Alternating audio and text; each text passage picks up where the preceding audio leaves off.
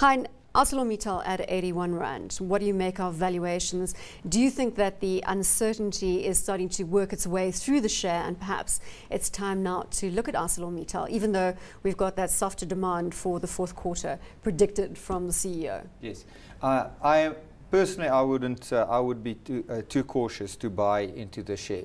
But for very brave investors, it might be not too bad to buy into it and to take the risk that things might go wrong, but also might go well for the negotiations further ahead with the Kumba trouble that they have, the arbitration there, and the ICT deal, where the bigger shareholders are against that deal, which means it might not go through. I don't know how negative that would be for the company, but I would actually say it would be probably more positive for them than negative if that doesn't go through.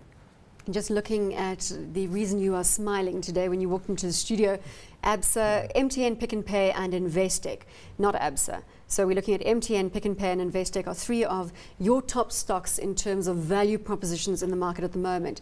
And they're all very close to the top of the top 40 today. Could you believe your luck? Yeah, no, absolutely. I was actually quite surprised because on my way here, I thought those are the three shares that I would like to say that I think there's value in them. They are laggers.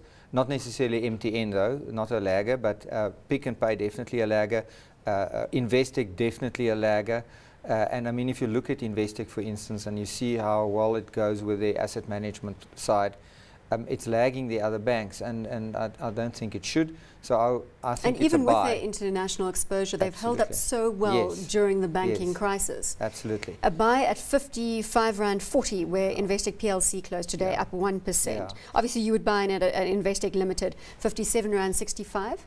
Yes, no, I like it at this price. I think one can, and even if, especially on days when it's down, one should actually nibble at it. You know, don't always like to buy into an up day, but it also shows me that there's other people seeing some value because it's a down day on the stock exchange, and we've seen those three shares at the top up. When we look at Pick and Pay, it's also lagging.